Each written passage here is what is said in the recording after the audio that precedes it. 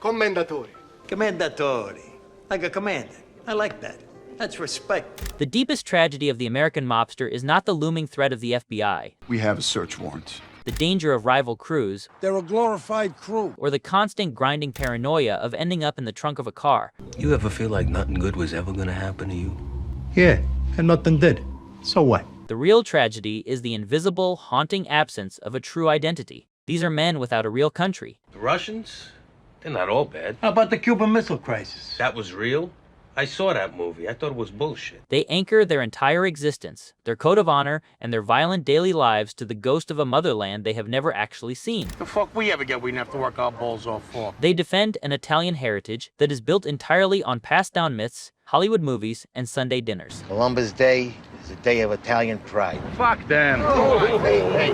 Nowhere in the history of television is the brutal, systematic dismantling of this illusion captured better than Paulie Gualtieri's trip to Naples. What begins as a highly romanticized, almost sacred pilgrimage to the soil of his ancestors rapidly turns into an agonizing psychological stripping.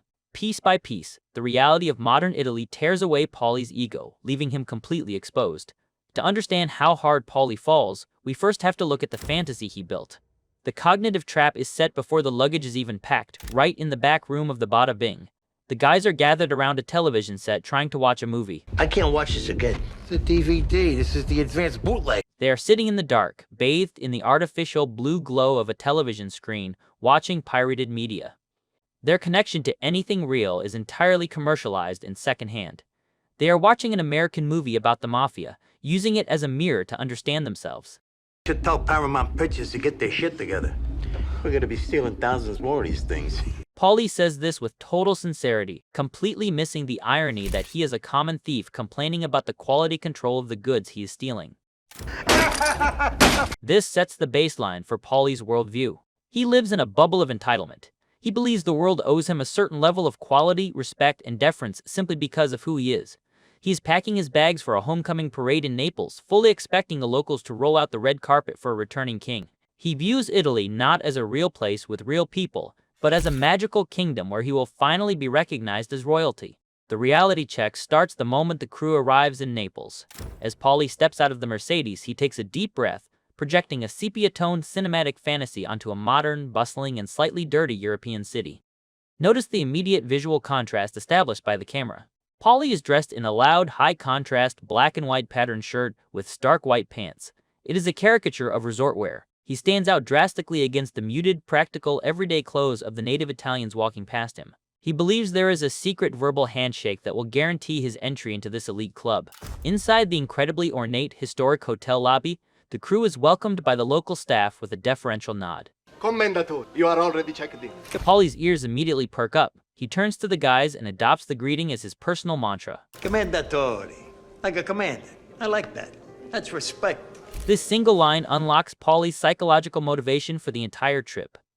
Back in New Jersey, Paulie is a middle management enforcer. He is a foot soldier who takes orders and collects envelopes. He is getting older. He has no immediate family of his own, and he wields very little actual power. He is starved for validation. In Italy, he believes his mere bloodline entitles him to the reverence of a commander. He is looking for the respect he feels America has denied him his entire life. But the ultimate cultural rejection happens exactly where it hurts the most, at the dinner table. When the crew sits down for a formal dinner with the Neapolitan Camorra, Paulie expects to be served the ultimate, pure version of his childhood comfort food. Instead, he looks at the complex menu and tries to order what he knows. Yes, signor. Can I just get some macaroni and gravy? The native Neapolitan waiter looks completely baffled. Ma che cos'è questo gravy? You mean gravies. Uva. Gravy. Tomato sauce. Paulie is oblivious to the fact that his terminology is a localized, New Jersey bastardization. The tradition of calling red sauce gravy stems from early immigrants who, finally able to afford cheap meat in America, cooked it in their sauce all day. Paulie doesn't know the history. He just thinks the real Italians are getting their own food wrong. When he is finally served an authentic local delicacy, a dark, briny squid ink pasta, his body betrays his words. He looks at the dish, pokes at it with his fork, and his face twists in disgust. He does not actually understand Italian culture or appreciate its authentic flavors. He only likes the heavily processed, Americanized simulacrum of it that he grew up with.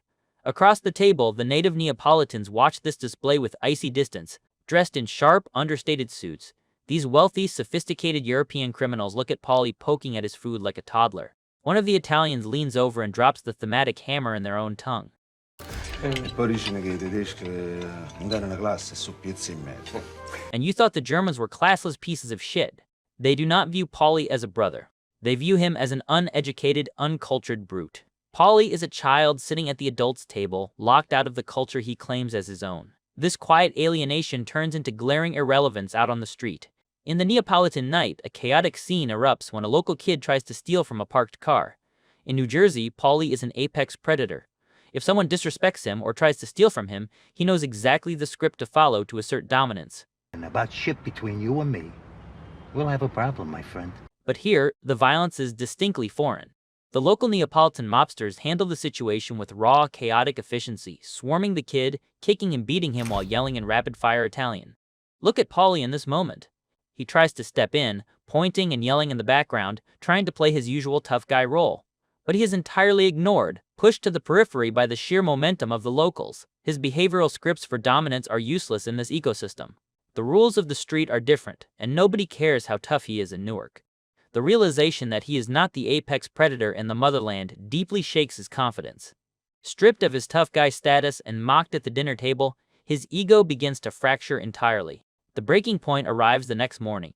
Paulie is sitting alone at an outdoor cafe, trying to force the vacation to feel like the fantasy he imagined. Suddenly, a local man walks past carrying a massive, raw, slaughtered pig draped over his shoulders. This is a visceral, bloody image that completely shatters Paulie's postcard fantasy. In America, meat is sanitized, packaged in plastic, and hidden behind supermarket glass. Here, death and raw reality are carried right through the streets. It is too real, too unpolished, and too foreign for him. Desperate for any scrap of validation to repair his wounded ego, Paulie spots a table of older Italian men sitting nearby. Wearing sharp suits and reading the morning paper, they look exactly like the romanticized elders Paulie wants to be accepted by. He decides to try the skeleton key one last time. Commendatore. Buongiorno. The old men stop talking. They look over at Paulie with utter, undisguised disdain. Then, they simply turn their heads away and continue their conversation, pretending he does not exist.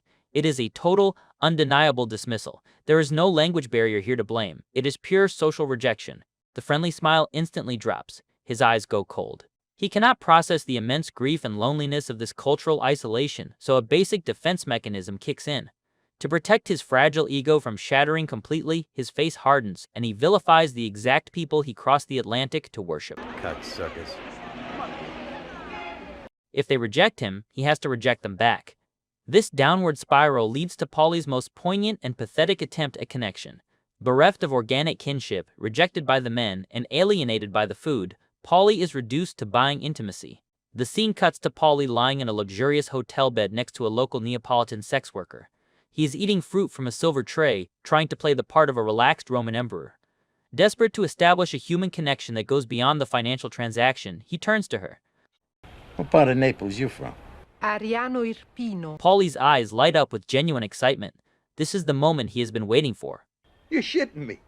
That's where my grandfather's from. Me no. Our families probably knew each other. He is practically begging her to acknowledge him as a brother.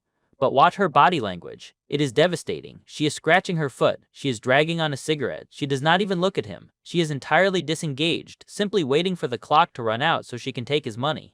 Paulie is trying to bridge a century of geographic separation and generational trauma through a paid encounter.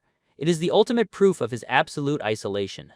To Italy, Paulie is not a returning son. He is just a foreign wallet. The journey ends right back where the delusion started. The crew is riding in a limousine. But instead of the historic architecture of the Amalfi Coast, the car windows frame the grim, gray, rust-belt smokestacks and concrete overpasses of the New Jersey Turnpike. I felt right at home. It is a massive structural lie. Paulie hated every single second of Italy. It made him feel alienated, uncultured, small, and painfully American. The motherland rejected him at every possible turn. But to admit that out loud would destroy the foundational myth of his entire existence. As he looks out the window at the industrial wasteland rolling by, his eyes are completely dead. This polluted industrial highway is his actual motherland.